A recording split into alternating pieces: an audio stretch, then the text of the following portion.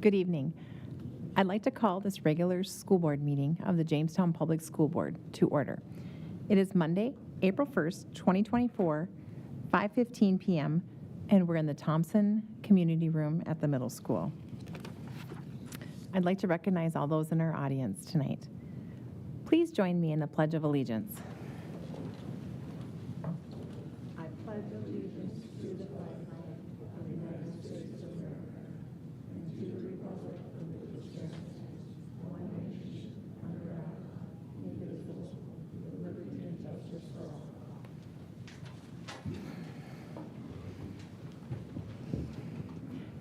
Jason, would you be willing to read the school board norms?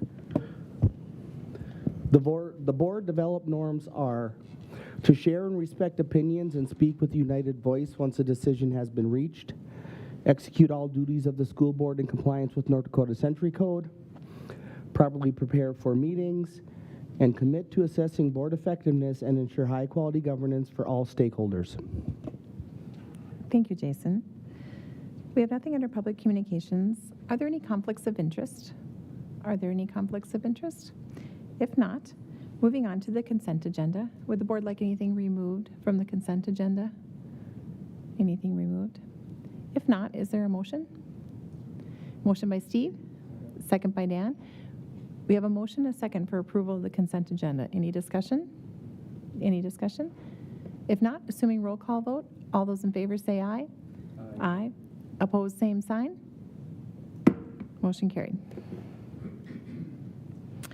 Moving into our regular meeting, under recognition, we have 3 areas of recognition this evening. We have DECA, All-State Academics, and Winter Sports. Gail, would you read the DECA and All-State Awards? And as your name is announced, please come over here to this table, and we have an item for you, and then we'll have you line up behind me up on the steps for a photo. And parents, feel free to come right up and even in the center here just to get a good photo. Are you doing winter sports first? We're going to do DECA and All-State first. Okay. We're going to jump ahead. Okay. We're going to jump ahead and do winter sports first. Dan. And then we'll move to DECA and All-State. Okay. Girls hockey, we have, I'd like to honor Hannah Solis, All-Conference, and Olivia Sorley, All-Conference, WDA Senior Athlete of the Year, All-State.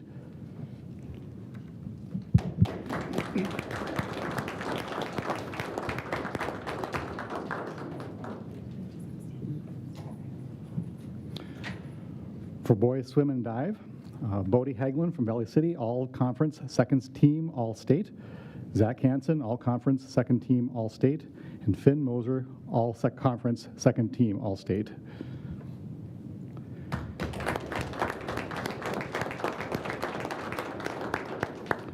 For gymnastics, Julia Scari, All-Conference, First Team, All-State, and WDA runner-up in vault and bars. Elisa Larson, All-Conference, Second Team, All-State, and WDA co-champ on the floor. Sutton Van Gilder, All-Conference, Second Team, All-State.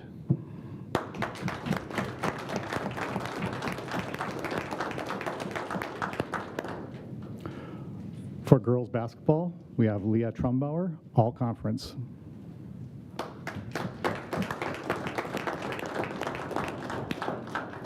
For boys basketball, we have Dalton Lamp, All-Conference, and Ryan Larson, All-Conference.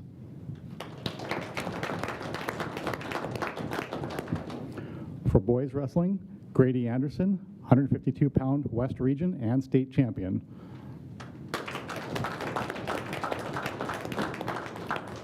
And for girls wrestling, Caden Scolding, 112-pound West Region and state runner.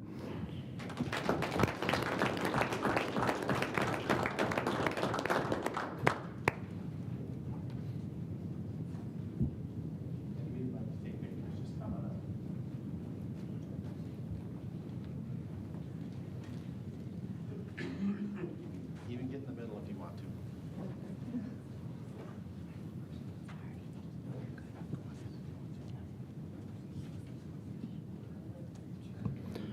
We have one addition also. We have Thomas Newman for all conference for basketball.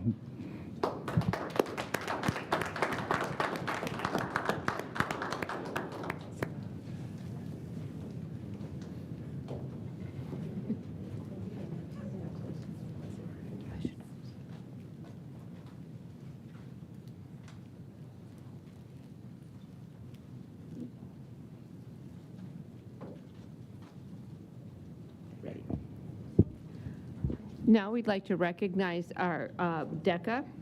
Cami Velkamp placed first at the North Dakota DECA State Conference and State Championship in the Entrepreneur Role Play event. Ms. Velkamp also received a North Dakota DECA Scholarship Award.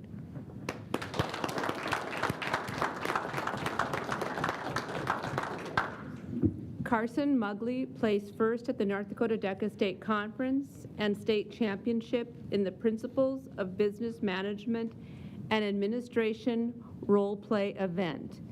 Cami and Carson will both attend the DECA International Career Development Conference in April. Other DECA members qualified but did not place in the top 3 of state events. These other members are Colin Conway, Reagan Keller, and Nevaeh Romfo.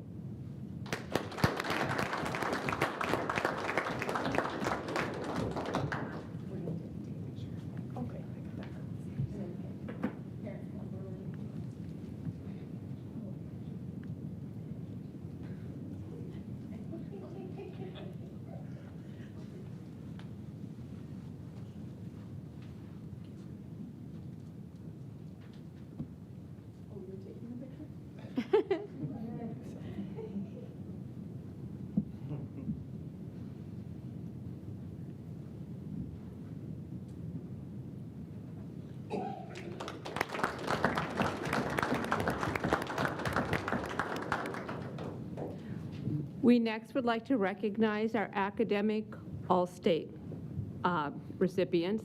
Jacob Jansen earned a gold team placement on the 2024 Academic All-State team, and Cami Velkamp earned an honorable mention at the Academic All-State. And what an accomplishment both of those are.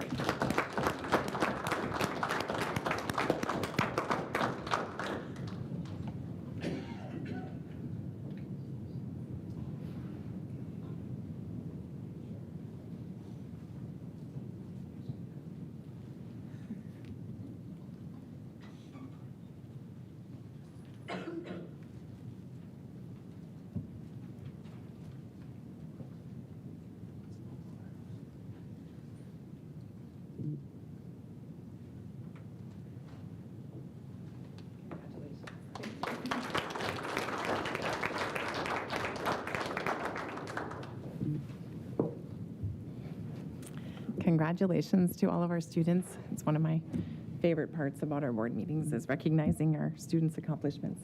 You want to make sure you announce that Melissa's on the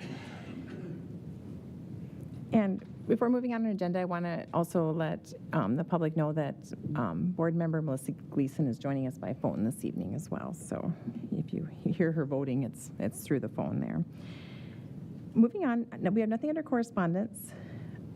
Under reports, we have progress monitoring of Strategic Focus Area 1, Culture of Learning. Dr. Leck and Mr. Gaylor, please. Thank you. You do have my written progress monitoring report. I will walk through this. We have not conducted a progress monitoring like this in the past, so I did include in my superintendent's report a link for a brief survey. I want to make sure that this meets the needs of the board and the public, so if there are areas of opportunities for improvement in how we monitor or how we conduct this progress monitoring, just please let me know and I'd be happy to engage in that feedback. So if you do have a chance to give some feedback for us, that would be appreciated.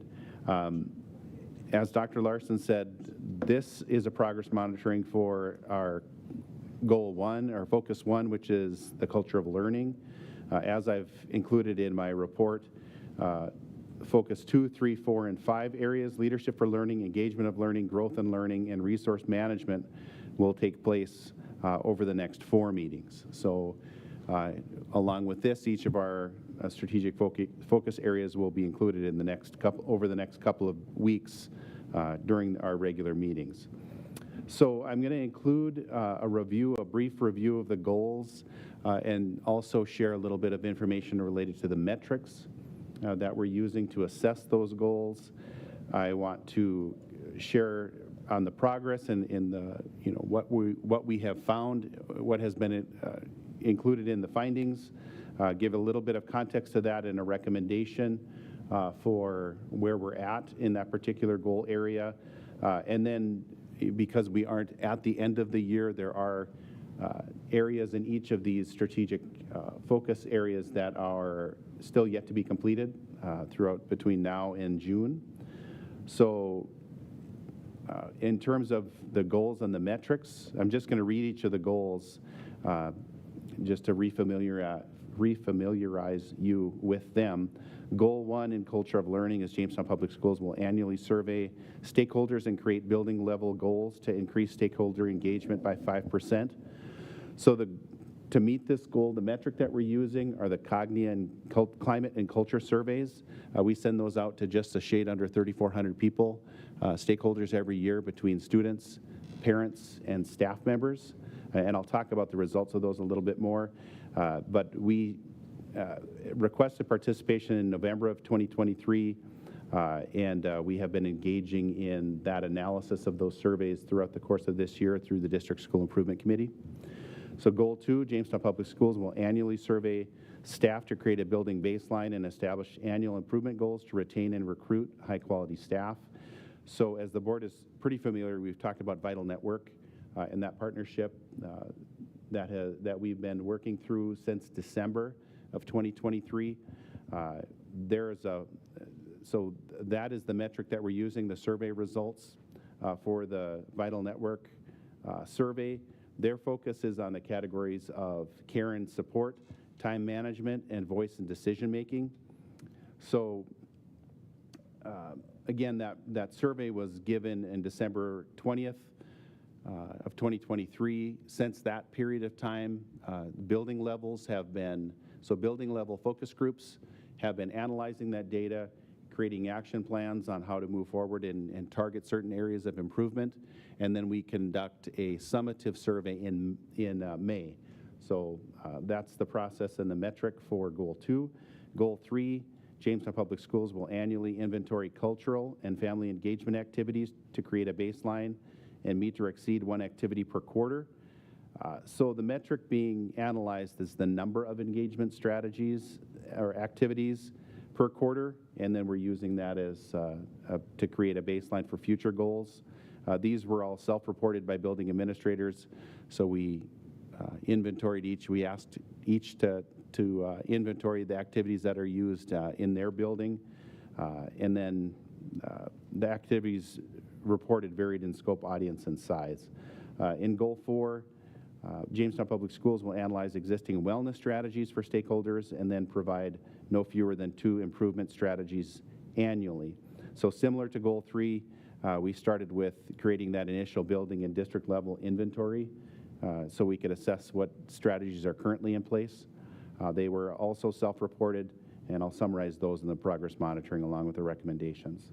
So with that, I'm just going to pause for questions as far as the restatement of the goals and the metrics. Were there questions on those metrics at all? Any questions from the board? Okay, thank you.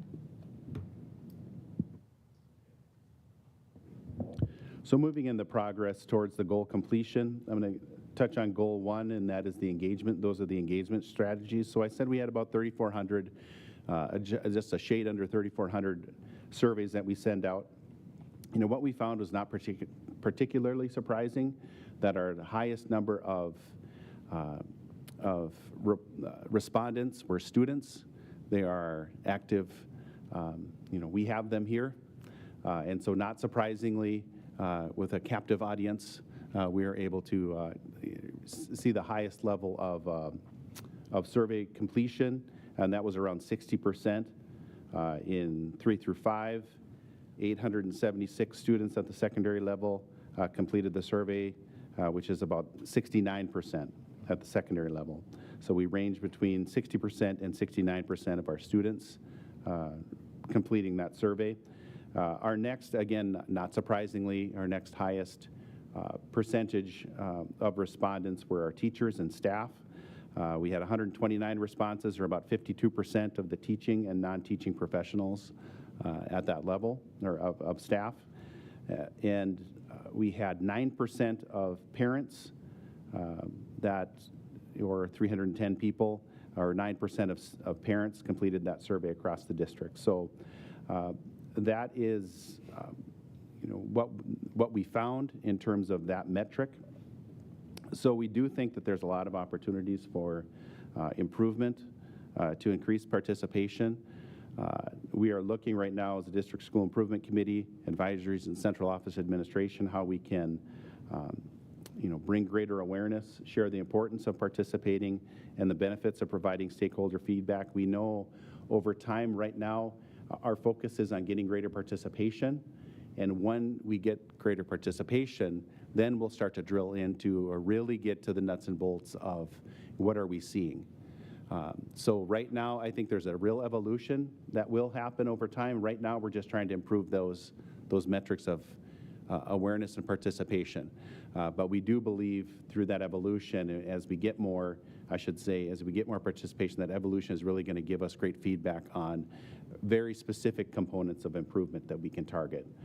But right now, we are focused on enhanced participation so we can get a good sample size. In terms of goal 2, and we've talked a lot about Vital Network in the survey in the past. As I shared, the categories that Vital Network surveys: care and support, time management, and voice and decision making. That's also the range of how we scored. We scored the best in terms of care and support. That's where we rated the highest with our staff. Staff feeling in general across the district, feeling very cared for and very supported. In terms of time management, that's where we ranked in the middle. And voice and decision making represented where our staff felt there's the greatest opportunities for improvement. And that varied by level. I'm talking about at an aggregate level right now. Every building is going to see things differently. And so we are in the process right now of asking those focus groups to dig into that data, those specific questions, and then target at least one strategy between now and the end of the year to try and move that needle in the area that they're selecting as a focus group.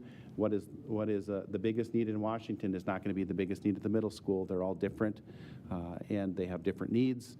And so looking at how those will be done at each of those building levels will be important for us. The recommendation from me is we need to continue. There's a recency here. We just had this survey, and we haven't even gone through a full strategic analysis of those questions or any activities to support or grow. And it's a very truncated timeline considering we started in December, and now we're to the end of the year. So we have a 2-year partnership with Vital Network, and so I think we'll learn a lot more as we go through and have that summative assessment. We'll see where, how some of those interventions during the course of the year have stacked up, and that'll give us a greater sense of how we can improve moving into the next school year for goal number 2. So goal 3 and goal 4 are really pretty similar in terms of, the reporting, because they're both, you really start with the creation of an inventory. As I outlined in goal 3, we really saw some patterns and themes emerge. So for goal 3, regular communication channels, parent engagement events, cultural and community engagement, student recognition and involvement, family involvement and learning, fundraising and support, and educational events were all the themes that we found in terms of goal number 3. One thing that we will say as we looked through, I think 2 opportunities for improvement moving forward. One is there were some inconsistencies in reporting. I think when we asked very generally, what do you do in these areas? We saw that some buildings reported everything, and some reported the big things, the primary activities. And so moving forward, I think we can do better in terms of creating, asking for reporting within each of these themes. So that's one opportunity for improvement that we noted already through this process. The other is that we're seeing a lot of awareness, opportunities to participate, more so than opportunities for engagement, a little richer dialogue, a little deeper opportunity. And I think that that's one thing that we'll see as we flesh this particular goal out, which I also recommend maintaining for now. Again, moving away from participation into opportunities for engagement. So in, absolutely a lot of different activities. Our goal, as I stated earlier, was to ensure that we have at least one per quarter per building, and we were somewhere in the range of 1 to 8. So a lot of different engagement activities occurring, but we do want to look at how can we allocate resources in a way that leverage our high leverage strategies. So the more engagement we can get, not participation, the more engagement that we can get in leveraging those particular strategies are where we feel like we want to be focused on moving forward. Goal number 4, again, that's creating an initial inventory of wellness activities. And we look to both students and staff. And we did see a lot of interconnectivity between Goal 2, which is the Vital Network, and Goal 4 in terms of the primary themes. The primary themes that we found in that analysis for students, 5 primary themes, additional academic supports that recognize the unique needs of students, maintaining basic needs, social and emotional supports, what we categorized as belonging, ensuring that students feel like as if they belong to their school, belong to their district, and feel comfortable in school, and then health and wellness. So there were 25 different activities. I listed a few different areas in there just to give some context to how we considered each of those themes. In terms of staff, we found 5 primary themes. Those were recognition, belonging, health and well-being, safety and security, and family supports. And I, again, listed various activities that were included in those activities. So our recommendation for this is to continue to work with Vital Network, all the way from the initial survey to the post-survey. We also recognize that the adoption of the child care program sees a short-term and long-term benefit, and that's one of our recommendations for strategy to continue. Other areas that we talked about have looking at our onboarding process and also including a structured teacher and support staff member of the year selection and recognition procedure that we could bring forward. And then we also discussed a long-term opportunity to support financial wellness with our staff. So with that, I'm going to pause if there are any questions. I threw a lot at you over 4 different goals. Any questions from the board?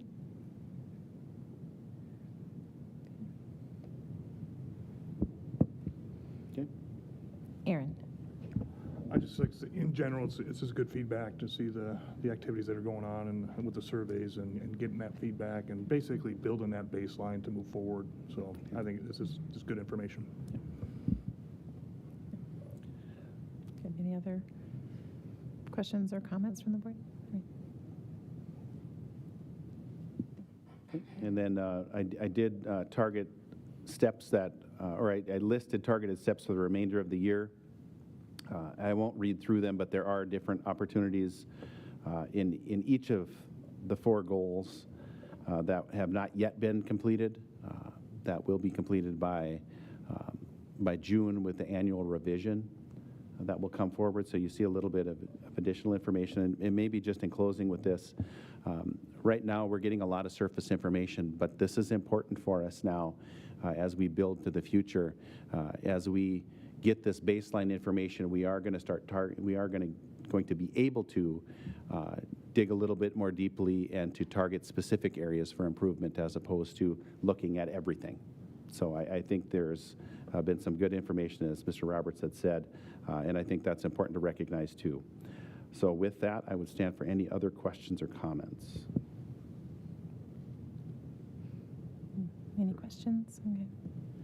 Thank you. Good information. And So you will have to continue. approve the progress monitoring. Okay.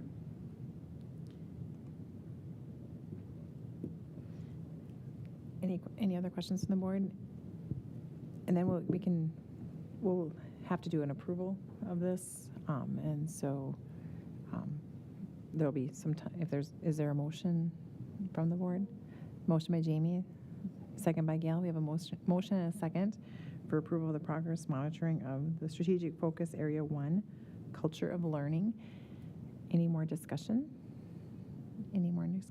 If not, assuming roll call vote, all those in favor say aye.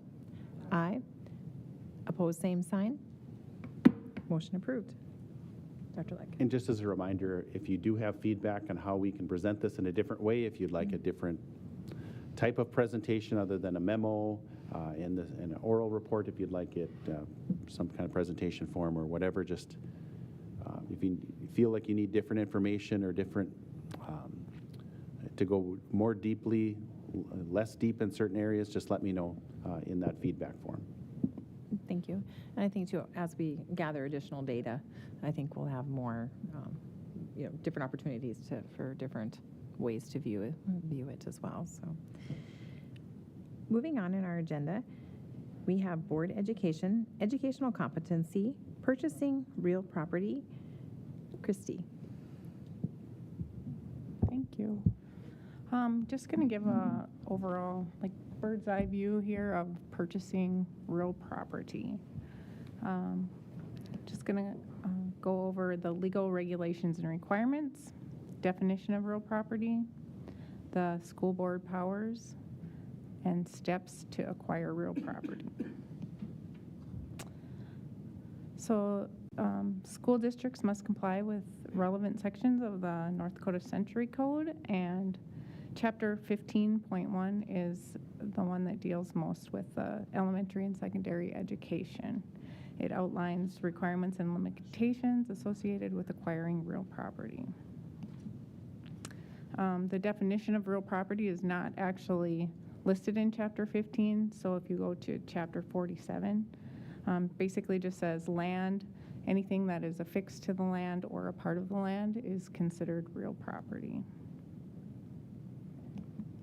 Then as far as the powers of the school board, in Chapter 15.1, Section 9, gives broad authority to school boards to manage and control all district matters.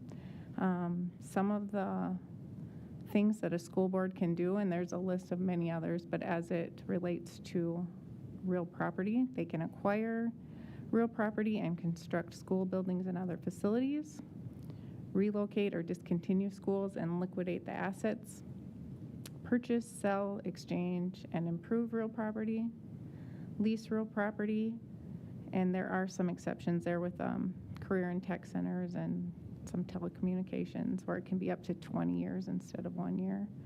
And then also they can exercise the power of eminent domain to acquire real property for school purposes. There's also a Section 6 that talks about uses for other than education. So the Board of School Districts can permit school facilities to be used for other than education as long as it doesn't interfere with the education of students. Cannot be discriminatory, and you can charge a fee for usage. So some key considerations and steps to acquiring real property. The first thing, to identify the need, assess current and future enrollment and facility needs, engage in strategic planning with stakeholders, and I know a lot of that has been done with our task force and a lot of work on the strategic plan. Form a planning committee, which would include administrators, board members, educators, and community stakeholders. And then the planning committee would oversee the entire process of acquiring real property. Then budget planning and funding, establishing a budget to include all related costs, including acquisition expenses and ongoing maintenance expenses into the future. And then different funding sources, which might include public funds, grants, bonds, or state authorized loan programs if they are available.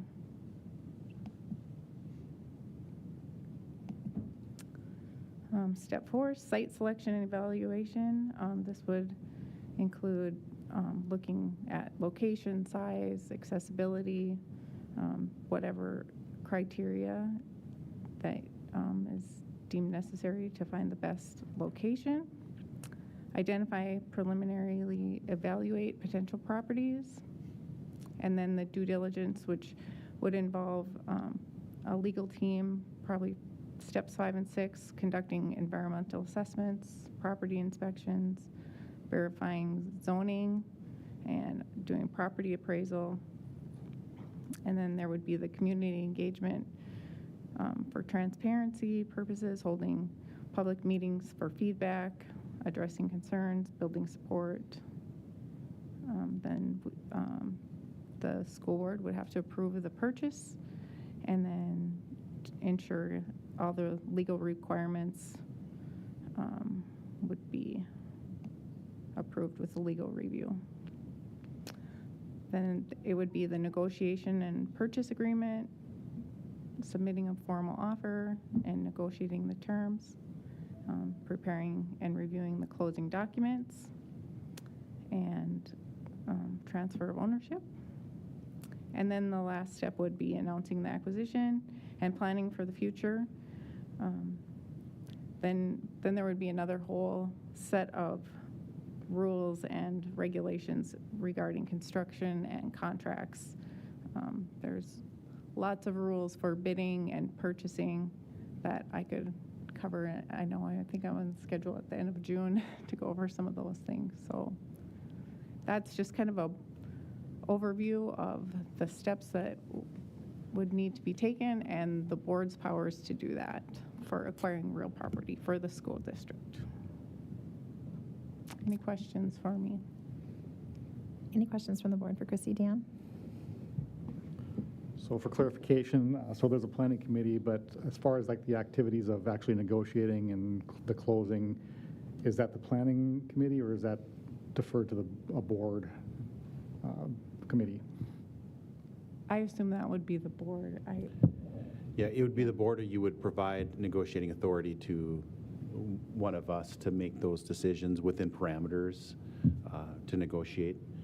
And if you would be negotiating, you'd be doing that in executive session and giving us direction if that's what you chose to do within a range of parameters, I would imagine.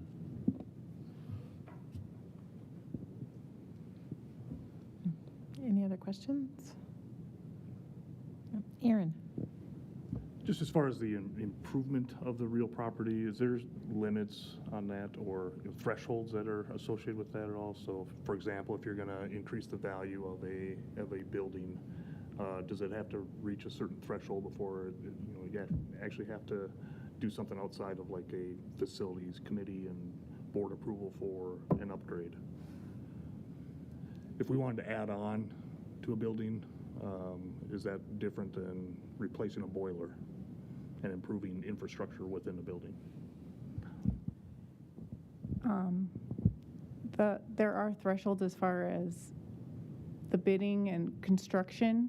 So like it would have to, anything over $150,000 would have to go out for bids for improvements. So is it kind of the trigger against what you need to have for contracts and Yes. getting multiple bids and those kind of things? Yes. That's really where the thresholds come in? Yeah. Mhm. Okay. Any other questions or comments from the board? Oh, good discussion. Thank you.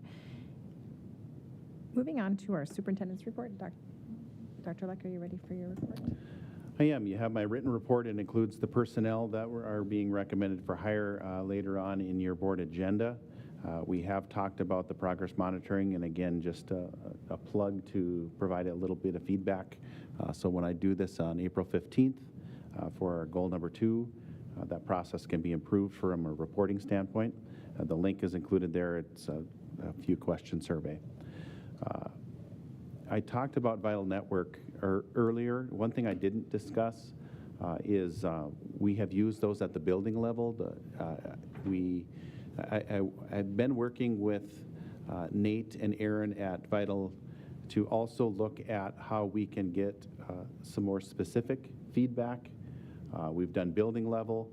We also want to target our special education staff. We feel like that's an area that could get some additional information, and that's beyond the building level, or maybe getting a little bit more specialized. So they agreed to do that, which we're thankful for, and we'll be sending a survey out to those our existing special education staff as well, to see how that data differs from our building level data. Beyond that, one other area that we're looking at as it relates to, and I put this under the continue to work with Vital, but it's separate from that. We're also looking at feedback. One of the areas that we've struggled with the most, as the board is well aware, is hiring special education staff. And so one piece of that is working with Vital to see, what kind of feedback we can get and improvement opportunities from existing staff. But we also have a large number of staff that have left special education. They're certified for special education, but they work in different areas right now. They might work in a supplemental service like Title I. They might be in a classroom. They might be just moving from special ed to a classroom or some other opportunity. And so, I think we said we have 9 staff that work in the district right now that are credentialed for special education or have moved from special education in the last 8 to 10 years. And so we want to glean a little bit of information from them. What are the antecedents to why they're leaving special education? That can help us look at some ways that we can keep our special ed certified staff there, but also what's their level of interest in returning to special education. And then if they are interested, what are the conditions that are necessary for them to more strongly consider returning to special ed? We know that it's not easy to fill any position, but we know some are harder than others. And so if we can, so again, this is really about trying to find out what are the causes for people leaving, and if there's causes that we can look at and see, maybe we can start to focus on some of those areas and improve our retention in special education. One of the last things I have is the support staff wage schedule. So later on in this agenda, you'll be seeing a recommendation, as we do annually, to approve a support staff wage schedule. Our finance committee, and feel free, finance committee members, to share any thoughts if I miss anything. But we looked over 8 different support staff schedules. We were looking through that that study that we commissioned for our support staff to look at how we compete with other school districts in North Dakota, and there were 2 areas that as a central office administration and through the finance committee that we looked to try to address. They compared the least favorably. Those were paraprofessionals and custodians. Knowing that we can't do everything for every position at one shot, this is something we need to phase over time. And so right now we were looking at the recommendations will include changes for paraprofessionals and custodians. Again, those are the ones that that compared the least favorably, and we felt they needed to be prioritized more immediately. And of course, other positions will be prioritized also, but we had to pick and choose based on how they compared. So that's something that will be coming forward in the future. But for now, the focus was those 2 positions. So the schedule that's being recommended does 2 things. It accommodates a level change. And what we mean by that is we pay positions based on levels. And so we made some recommendations for some level changes. So one additional step, one increased level, as it goes from 1 to 7, that's an increase in pay. So one level change for additional level change for paraprofessionals and custodians, and then the annual increase for all positions.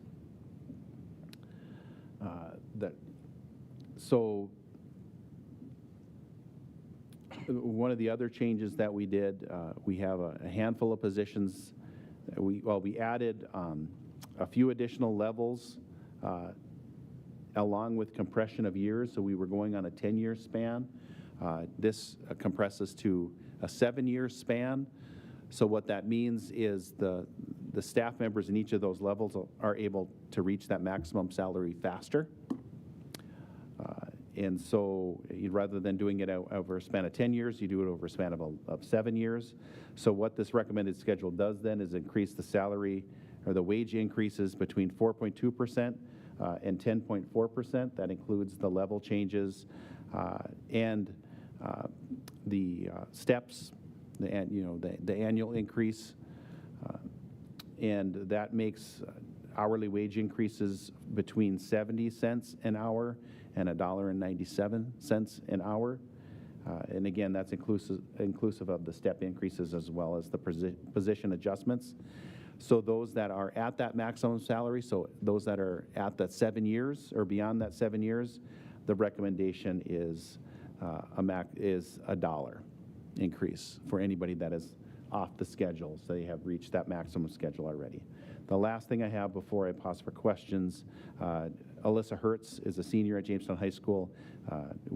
A great article was made. She earned a gold award in Girl Scouts for bringing additional awareness to our robotics program at Jamestown High School, and so I included that link as well.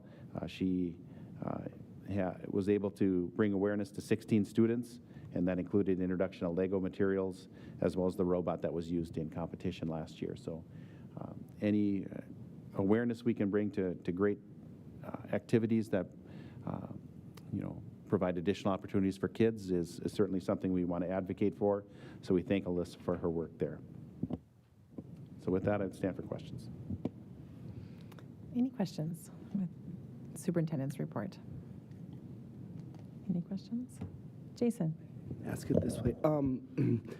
To the point of the special ed staffing, very difficult positions. You're working on the state committee or task force for retention. Not sure if that's come up yet. And again, do you, just kind of general discussion here. I don't want our staff or any staff to feel, and I'm not saying they do, I'm just saying we need to be cognizant of our special ed staff from the standpoint of when you get into that profession, it can be very difficult to get out if you want an internal transfer, a transfer within the district. I'm not saying that to discourage anyone from doing it. I'm just saying, how do we approach that when we have one of our special needs teachers, if they have put in for a promotion or in the district transfer? Does that make sense? Have we had anyone? Sure, we have people that apply each year for positions, and we interview positions, and we look to the best candidate and the best fit. Sometimes those are internal candidates, sometimes those are external candidates. We've had special ed staff members, and actually I referenced this in aspect of the report. We have had people transition away from special ed into other areas, whether they be classroom teachers or other kinds of specialists. So the precedent is there that when we have positions that are open, we encourage everybody to apply. We don't say positions can't move because of the position that they hold, but we interview we interview candidates, we select interview finalists, and we make selections based on the fit for the position. Sometimes those are people that are moving from special ed, like one of the candidates that was included in my, I think in our last meeting in the personnel transfer forms, that's a special education teacher going into an elementary classroom. And sometimes they're not selected, but I think there's a process in place that internal candidates can apply for any position. It just comes down to, are they the proper fit for that position?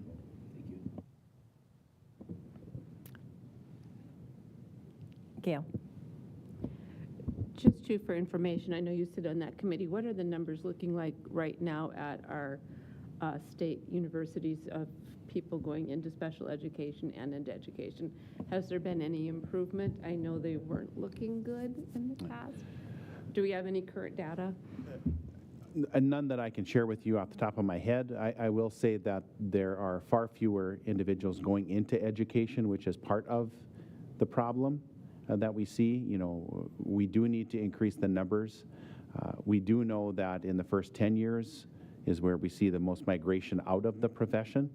And so as I've shared in the task force discussion, our focus needs to be, of course, on all staff or all teachers, but with a priority in those in the first 10, you know, what strategies can we use in the first 10 years, and how can we encourage and promote the profession for those being interested in going into education. But to answer your specific question, the numbers are quite low. Has that committee done any kind of follow-up with people who have left the profession, let's say in the last 5 years, as to get why did that group leave? Is there any data they're collecting? I think that would be really interesting to see. You know, having been a lifelong educator and school counselor, it'd be interesting to see why. Yeah. Yeah. So the initial meeting focused on higher education. We are actually meeting on Wednesday, and we're going to delve outside of higher ed and what those programs can look like to ensure that they provide a relevant practicum experience. And that's been our focus thus far. But getting into the nuts and bolts of K-12 is going to be over the next few meetings. Any other questions or comments from the board? If not, moving on to our agenda. We have nothing under old business, nothing under new business, including activities, buildings and grounds, curriculum assessment and instruction. Number 4, under finance, A, approval of 2024 to 2025 support staff wage schedule. Is there a motion? Motion by Gail. Is there a second? Second by Aaron. We have a motion and a second for approval of the 2024 to 2025 support staff wage schedule. Any discussion? Any discussion? Oh, Steve. I apologize. My wife falls into that schedule, so I probably should have declared a conflict there. Okay. Thank you, Steve. Aaron. Just to summarize, you know, the process that we went through to get to this point. So there was a compensation study that was done and throughout the state, and it highlighted that, you know, how we compare against several other schools and positions and roles in the state. And there were several areas where we are well below the average, you know, upwards of 22, 23%.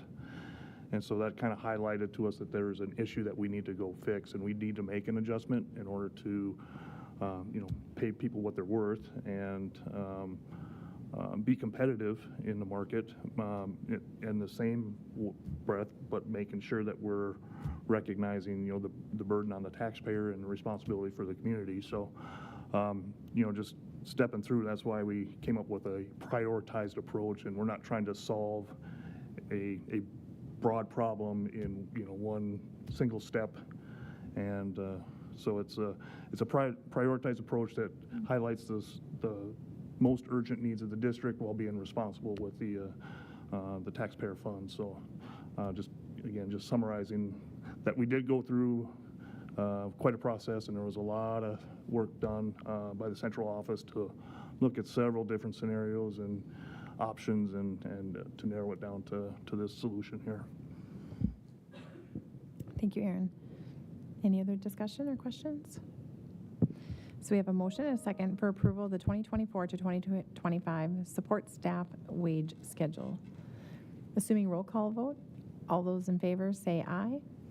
Aye. Opposed, same sign. Motion approved. Under B, approval of the 2024 to 2025 Memorandum of Understanding with Central Valley Health. And I do want to make the board aware that I am and Dr. Leckett, we're both on this board. However, the the staff there brings this to us, and I actually don't see it until it's in the drive, so I just want to just make that awareness anyway. Just a comment, this includes no increase from last year, level cost. Is there a motion? Steve? Is there a second? Dan, we have a motion, a second for approval of the 2024 to 2025 Memorandum of Understanding with Central Valley Health. Any discussion? Any discussion? Assuming roll call vote, all those in favor say aye. Aye. Opposed, same sign. Motion approved. C, approval of the 2024 to 2025 agreement with the Arts Center. Is there a motion? Motion by Dan. Is there a second by Jason? We have a motion and a second for approval of the 2024 to 2025 agreement with the Arts Center. And then, did someone have a question? I thought I saw. And this is a slight increase, Dr. Leck, from... It is a slight increase. There's been years in the Art Center does not increase. And this year, they did need an increase, and it's a $2,000 increase from what it was last year.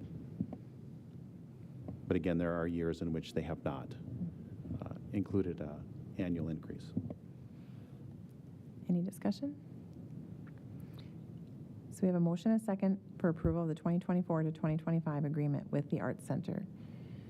Assuming roll call vote, all those in favor say aye. Aye. Opposed, same sign. Motion approved. Under personnel, approval to hire on a continuing contract for the 2024 to 2025 school year. Number one, Haley Altringer. Is there a motion? Motion by Gail.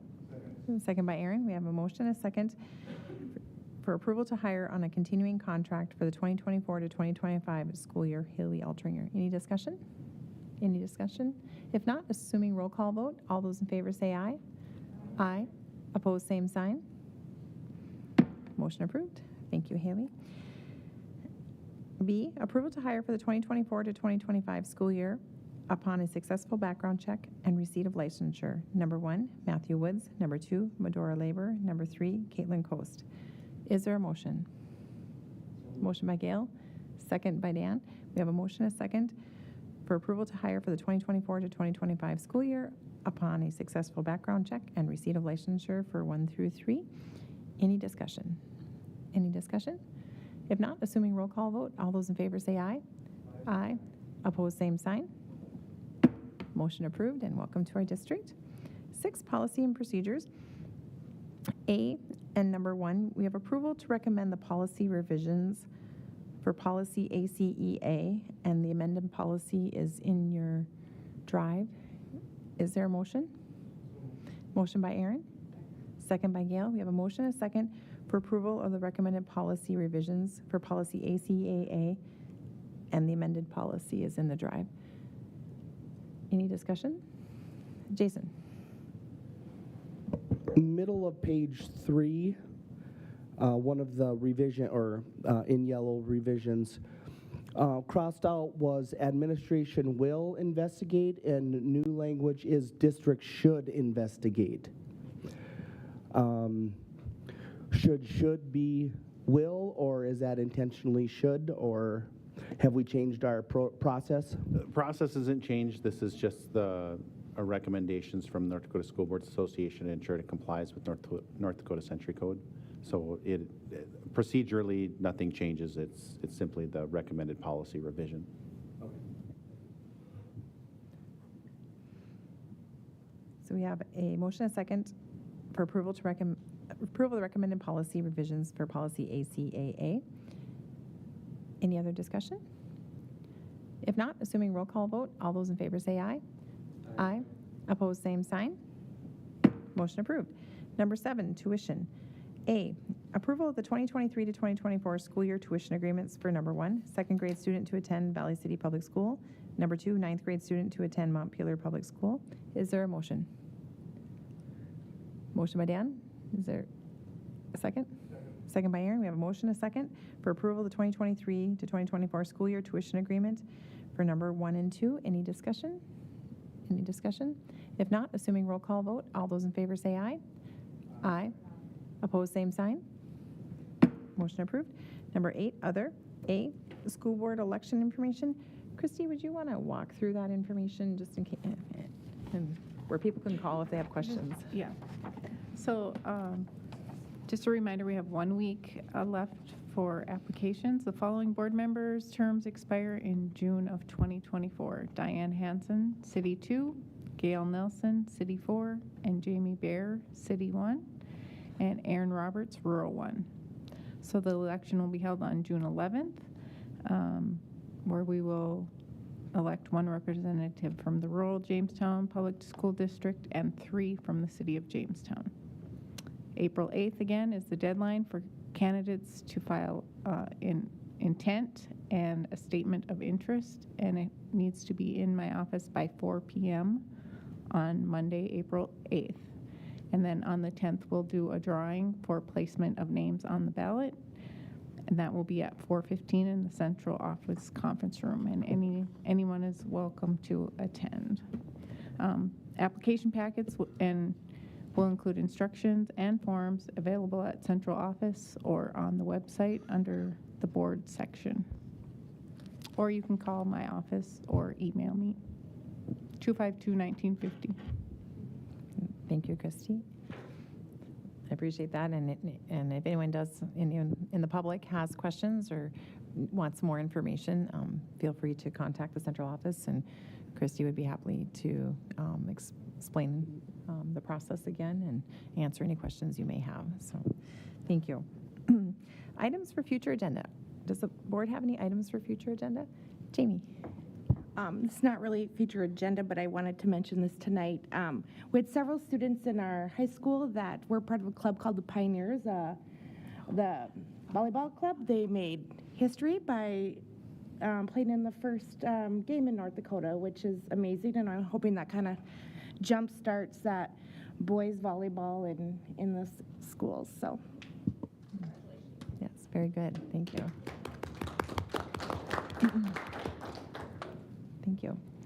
Any other items for future agenda from the board? If you have an item for a future agenda, feel free to contact Dr. Luck or myself. Meetings to be scheduled.